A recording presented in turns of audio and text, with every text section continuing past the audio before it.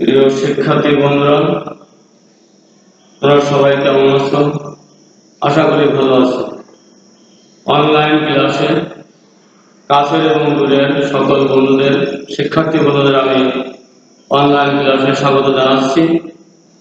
শিক্ষার্থী বন্ধুরা, গত ক্লাসে আমি 13.2 এর n-তম পদ, কোন গুণিতধারার প্রথম n-তম পদ এবং n-তম পদের সমষ্টির সূত্র দুটি প্রতিষ্ঠা করে দেখিয়েছিলাম এবং সংশ্লিষ্ট একটি অঙ্ক আমি তোমাদের করে দিয়েছিলাম। হয়তোবা তোমরা যে বাড়িটা দেওয়া ছিল সে মোতাবেক তোমরা করতে পেরেছ। আজকে আমি তোমাদের সেই দুটো সূত্র পুনরায় লিখে দিচ্ছি এবং তার সঙ্গে সঙ্গে আরো 3টি সূত্র রয়েছে গুণিত দ্বারা। সেই সূত্র 3টি আমি তোমাদের সামনে উপস্থাপন করছি। যেটি হলো, 1 নম্বর ছিল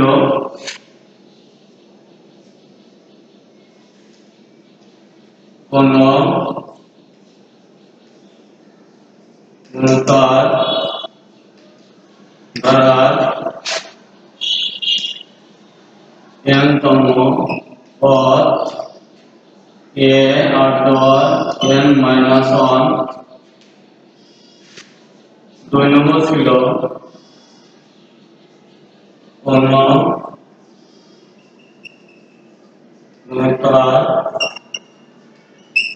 ধারার n-তম পদের সমষ্টি Sn equal to a into 1 minus r to the power n divided 1 minus r। যখন এখানে দুটো শর্ত রয়েছে,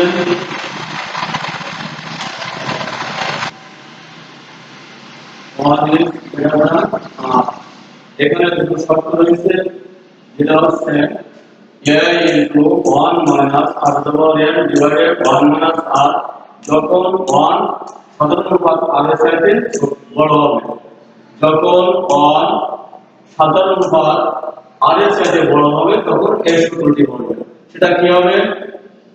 কোন গুণিতর ধারার n-তম পদের সমষ্টি Sn equal to a into 1 minus r to the power n divided 1 minus r when 1 is greater than r। আরেকটা সূত্র লেখা যেতে পারে, or Sn equal to a into r to the power n minus 1 ভাগ r minus 1 যখন r is greater than 1। যখন কোন গুণিতর ধারার প্রথম n-তম পদের সমষ্টি Sn equal to a into r to the power n minus 1 divided r minus 1 যখন r is greater than 1, যখন অর্থাৎ সাধারণ পদ যখন অনেক চাইতে বড় হবে তখন এই সূত্রটা আমরা সমষ্টির সূত্র বসাবো। আর যখন সাধারণ পদ মান অনেক চাইতে ছোট হবে তখন আমরা এই সূত্রটা আমরা দিয়ে অঙ্কগুলো করতে পারবো। যা আরো 3টি সূত্র আছে এই প্রশ্নমালা সংশ্লিষ্ট, যেটি হচ্ছে n-তম স্বাভাবিক সংখ্যার সমষ্টি, n-তম স্বাভাবিক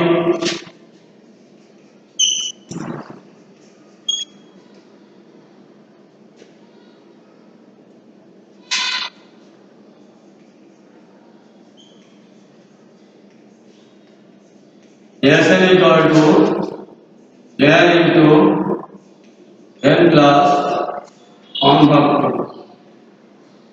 n-তম স্বাভাবিক সংখ্যার সমষ্টি Sn equal to n into n plus 1 ভাগ 2। n-তম আরেকটি সূত্র হচ্ছে 4 নম্বর, n-তম স্বাভাবিক সংখ্যার বর্গের সমষ্টি, n-তম স্বাভাবিক সংখ্যার বর্গের সমষ্টি s n equal to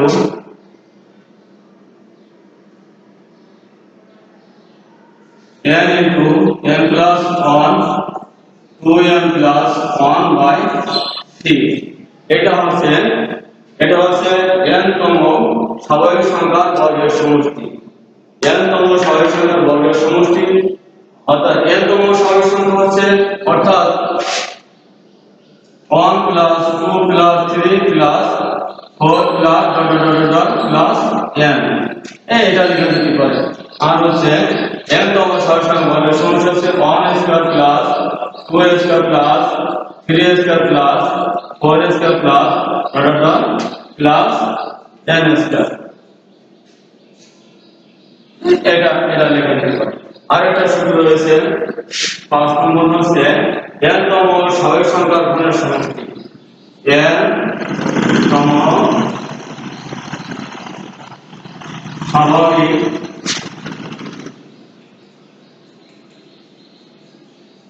সংখ্যার গণের সমষ্টি s equal to n into n plus 1 by 2 whole square এটা হচ্ছে n তম স্বাভাবিক সংখ্যা কি ঘনফল কি 1 কিউব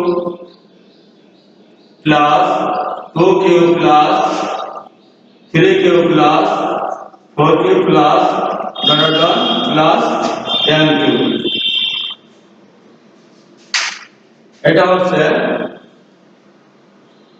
তাহলে আমরা গত ক্লাসে আমরা শিখেছিলাম 1 নম্বর সূত্র কোন গুণক দ্বারা n তম পদ a r power n minus 1 কোন গুণক দ্বারা n তম পদের সমষ্টির সূত্র কি শিখলাম s n equal to a into 1 minus r power n divided 1 minus r যখন r is smaller than 1 অর্থাৎ সাধারণ পদের মান অনেক চাইতে ছোট অথবা লিখেছিলাম s n equal to a into r power n minus 1 divided r minus 1 যখন r is greater than 1 অর্থাৎ সাধারণ পদের মান অনেক চাইতে বড় হবে তখন এই সূত্রটা হবে আর কি শিখলাম n তম স্বাভাবিক সংখ্যার সমষ্টি হচ্ছে n s n equal to n into n plus 1 divided 2 অর্থাৎ 1 plus 2 plus 3 plus 4 n এটা আছে n তম স্বাভাবিক সংখ্যা এর সমষ্টি হচ্ছে কত n into n plus 1 by 2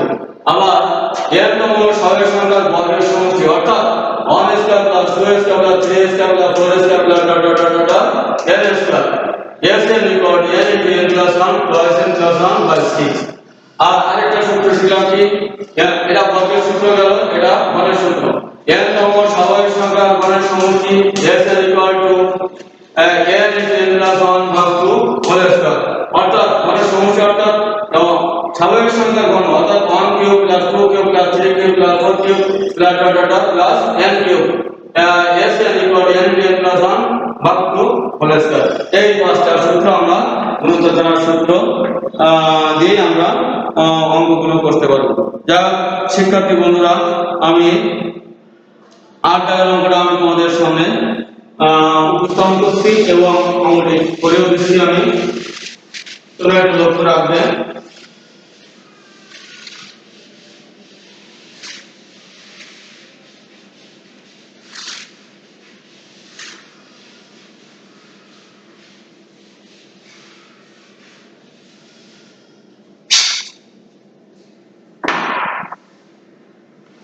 এখানে 8 এর অঙ্কটা রয়েছে একটি গুণিত ধারা পঞ্চম পদ 2√3 ভাগ 9 এবং দশম পদ 8√2 ভাগ 1 আসলে ধারাটির তৃতীয় পদ কত ধারাটির তৃতীয় পদ কত তাহলে এখানে দেখো অঙ্কটিতে কোনো সাধারণ অনুপাত নাই আবার প্রথম পদ নাই তাহলে আমরা এখানে যেহেতু নাই সেখানে আমরা প্রথম পদ এবং সাধারণ অনুপাত এটা ধরে নিতে পারি তাহলে মনে করি ধারাটির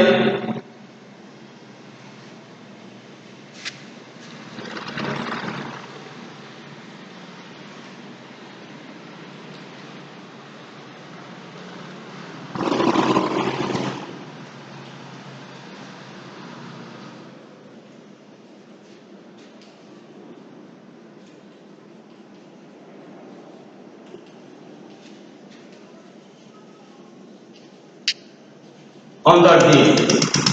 তাহলে দেওয়া আছে কি ধারাটির তৃতীয় পঞ্চম পদ 2√3/9 ধারাটির দেওয়া আছে মূলত ধারাটির পঞ্চম পদ 2√3/9।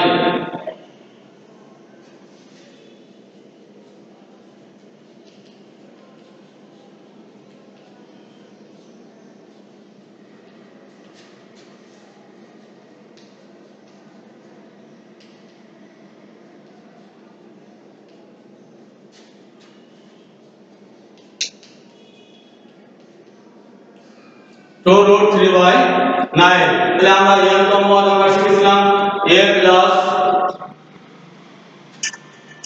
এর তম পদ আমরা শিখেছিলাম a আর টু পাওয়ার n মাইনাস 1। তাহলে আমরা এর মান কত? এর মান 5 a n r to power 5 minus 1 equal to 2√3/9। তাহলে আমরা এখানে a r দেওয়ার পাশে থেকে এক বিয়োগ করলে 4 ইকুয়াল টু 2√3/9। আমরা এটা এক নম্বর সমীকরণ লিখতে পারি, এটা আমরা এক নম্বর সমীকরণ লিখতে পারি। আবার ওই ধারাটির দশম পদ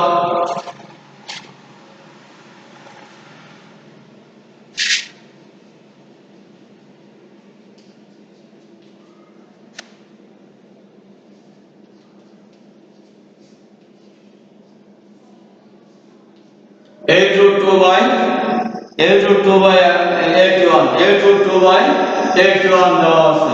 তাহলে আমরা দশম পদ লিখতে পারি a r দেওয়া 10 মাইনাস 1। এখানে এর মান কত? এর মান 10, এর মান 10 ইকুয়াল টু 8√2/81। পরবর্তীতে আমরা লিখতে পারি a r দেওয়া ধরতে গেলে 9 equal to 8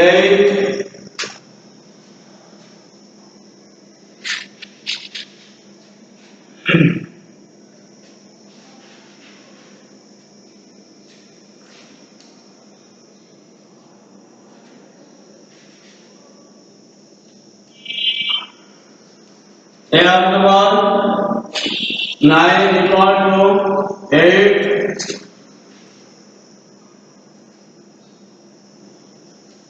√2 divided 81 equation number 2। তাহলে আমরা লিখতে পারি যে আবার দেওয়া ধারাটির দশম পদ সমান সমান 8√2/81। তা আমরা জানি দশম পদ a r to power 10 minus 1 equal to 8√2 divided 81। a r to power 10 থেকে a বিয়োগ করলে হয় a r to power 9 equal to 8√2/81। আমরা এখন এর মান এবং r এর মান আমরা বের করতে পারলেই আমরা ধারাটির তৃতীয় পদ আমরা নির্ণয় করতে পারবো সহজেই। তাহলে এক নম্বরে 2 নম্বরকে এক নম্বর দ্বারা ভাগ করলে 2 বিভক্ত 1 পাই। 2 নম্বরকে এক নম্বর দ্বারা ভাগ করলে আমরা এখান থেকে আমরা r এর মান পেতে পারি। তাহলে দেখা যাক শিক্ষার্থী বন্ধুরা কি হয়, ভাগ a r দেওয়া 4 equal to 8√2/81 divided 2√3/9 2√3/9। তাহলে আমার a এখানে ভ্যানিশ হয়ে গেল। এটা সুযোগ করলে হয় a r দেওয়া 9 থেকে a r দেওয়া 4 r দেওয়া 9 থেকে r দেওয়া 4 বিয়োগ করলে হয় r দেওয়া 5 equal to 8√2 divided 81 into 9 divided 2√3। শিক্ষার্থী বন্ধুরা এখানে a কেটে গেল আর 8/9 থেকে সুযোগ করলে 8/4 বিয়োগ করলে 8/5 হয়। 9 minus 4 equal 8/5।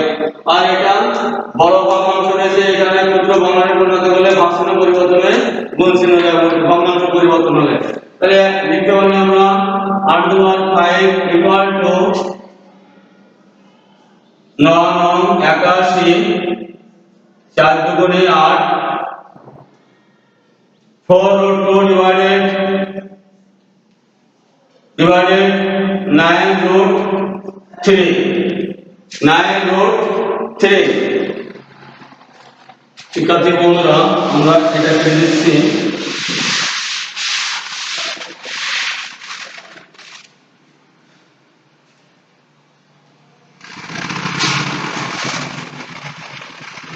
তাহলে আমরা এখানে লিখতে পারি r/5 equal to তাকে 5 বার গুণ করলে 4√2 divided 9√3 হবে। √2 বা √3 কে 5 বার গুণ করলে √2 divided √3 কে 5 বার গুণ করলে আমার √2 কে 5 বার গুণ করলে 4√2 আর √3 কে 5 বার গুণ করলে 9√3 হবে। সুতরাং পাওয়ার টু পাওয়ার ভ্যানিশ হয়ে গেলে কত দাঁড়ায়? r equal to √2 divided √3। r এর মান 57, আর এর মান কত পেলাম? r equal to √2 divided √3। এটা আমাদের মনে রাখতে হবে। শিক্ষার্থী বন্ধুরা, r এর মান যদি আমি এখন 1 নম্বর সমীকরণে বসিয়ে দিই তাহলে আমরা এর মান পেতে পারি।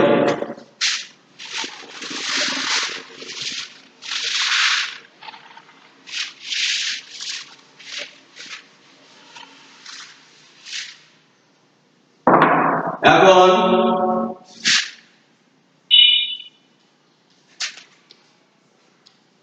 r এর মান 1 নম্বর করণে বসিয়ে পাই। 1 নম্বর সমীকরণ কি ছিল? 1 নম্বর সমীকরণ a/4 equal to √3/9। এখানে আমরা r এর মান বসালে আমরা এর মান পেয়ে যাব।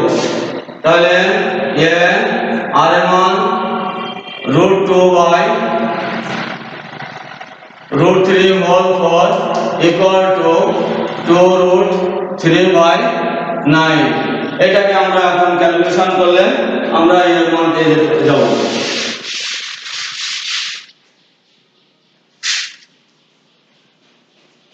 √2 কে 4 বার গুণ করলে হচ্ছে 4/√3 কে 4 বার গুণ করলে হচ্ছে 9 হবে।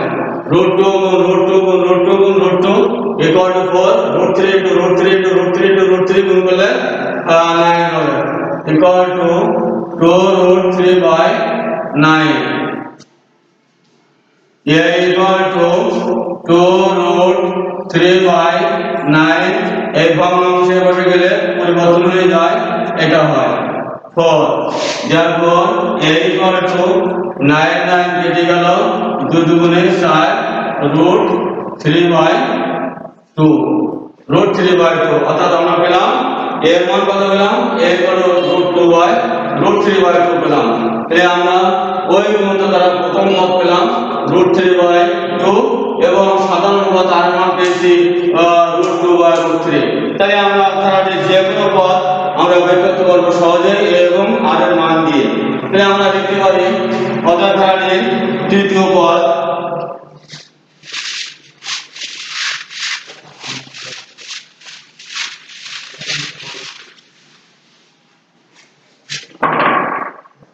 সুতরাং ধারাটির তৃতীয় পদ সমান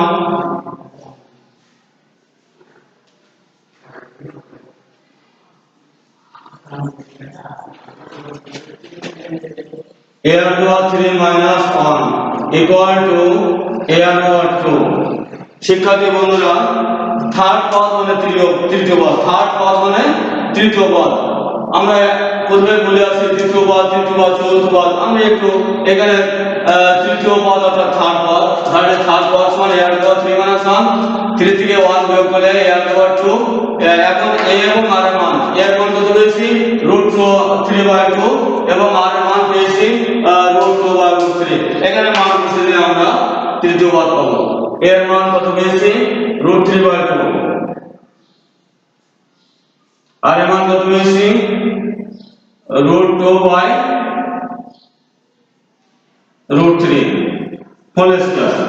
তাই লিখতে পারি আমরা √3/2 into 2/3 2 2 কেটে গেল √3 ডিভাইডেড 3 পরিবর্তে আমি √3 * √3 লিখতে পারি। √3 গুণ করে গুণফল হয় 3। তাহলে এখানে 3 3 ক্যান্সেল হয়ে গেল, 3 ওকে 3 আর √3 থেকে গেল। এটা আমরা অ্যানসার লিখতে পারি। শিক্ষার্থী বন্ধুরা, আমরা এখন ধারাটির তৃতীয় পদ পেলাম কত? 1/√3। তাহলে শিক্ষার্থী বন্ধুরা, আমি আশা করি তোমরা অঙ্কটি ভালোভাবে বুঝে গেছো, একটু চেষ্টা করলে ভালোভাবে বুঝতে পারবে। তোমরা বাসায় বসে অনুশীলন করবে। শিক্ষার্থী বন্ধুরা, আমি এখন তোমাদের বাড়ির কাজে যাচ্ছি, সেগুলো তোমরা করে নেবে।